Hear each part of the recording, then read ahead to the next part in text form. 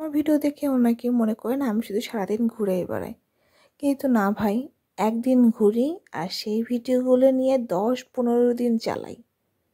এটাই বাস্তব। হা হা হা হা। আসসালামু আলাইকুম, সবাই কেমন আছেন? আলহামদুলিল্লাহ, আমি কিন্তু অনেক অনেক ভালো আছি। তো আমার ভিডিও দেখে অনেকেই মাঝে মাঝে ভাবেন যে আমি হয়তো বা সারাদিনই ঘুরে বেড়াই, কিন্তু না। সারাদিন কীভাবে ঘুরবো বলেন? আমার তো নিজেরও কিছু কাজ আছে, তাই না?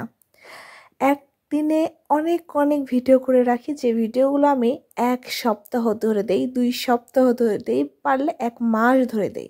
আবার ঘুরে ঘুরে আগের ভিডিও আবার ঘুরে ঘুরে দেই। কি করব? একটা মানুষ আর কতই ভিডিও করতে পারবে বলেন? প্রতিদিন তো একটা মানুষ ভিডিও করতে পারবে না, সেটা কেউই পারবে না। আপনাকে বললে আপনিও পারবেন না। তো আরও যারা প্রফেশনাল আছে তারা তো মনে করেন যে অনেক দিন সময় নিয়ে একটা করে ভিডিও তৈরি করে। তো এই ভিডিও করার মাঝে মাঝেও কিন্তু আমি আমার পরিবারের অনেক কাজ করি। আমার ফ্যামিলিতেও অনেক কিছু করে থাকি, যেটা অনেকেই মনে করে যে আমি কিছুই হয়তো বা করি না, খাই দাই আর ঘুরে বেড়াই। না রে ভাই, আমার পরিবারকেও আমি সময় দেই, আর পরিবারের অনেক কাজও আমি করি, যেগুলো হয়তো বা আপনাদেরকে ক্যামেরাতে দেখানো হয় না। সব কিছু কি আর এভাবে শেয়ার করা যায় বলেন? এই ঘুরে বেড়াই, আনন্দ করি, এইটাই আর কি শেয়ার করি। তো আজকে দেখাবো আপনাদেরকে, কি জানেন? গাজরের লাড্ডু। আসলে এই রেসিপিটা আমার ছিল না, এটা ছিল আমার ভাগ্নি, যাকে আপনারা সবসময় আমার সাথে দেখতে পান।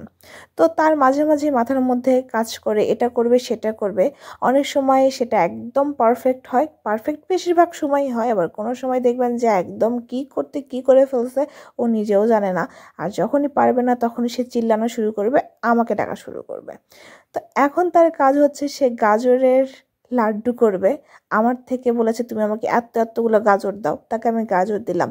তারপর সে তার ধৈর্যের পরীক্ষা দিল। সে তার ধৈর্য দিয়ে নিয়ে সবগুলো গাজর এত সুন্দর করে পরিষ্কার করে ফেললো।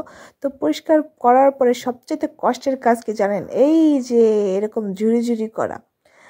আমি তো ওকে দেখেই আমি পালাই গেছি যে আমি এই কাজটা করতে পারবো না, তুমি কি করবা করো, আমাকে দিয়ে অন্য কাজ করাও, তো আমি এই কাজ করতে পারবো না। তাকে এটা গছাই দিয়ে আমি অন্য কাজে চলে গেছি, কারণ এখানে থাকলেই সে আমার এই কাজটা আমার থেকে করে নিত। তো তারপরও সে ধৈর্য সহকারে ধৈর্যের প্রমাণ দিয়েছে, সেই কাজটা করেছে সুন্দর করে। তারপর সে আর কি লাড্ডু করার জন্য সব ধরনের প্রস্তুতি নিয়ে ফেলেছে। আমি মাঝে মাঝে এসে একটু উকি দিচ্ছিলাম আর আমার কাজগুলোও করছিলাম, কারণ একসঙ্গে দুইজন মিলে একটা কাজ করতে গেলে দেখা যায় যে বাকি কাজগুলো করা যায় না। তো এই জন্য ও যখন করতেছে কাজ, আমি তখন অন্য কাজ করতে ব্যস্ত। এই দেখেন, এটা ছিল ফাইনাল লুক।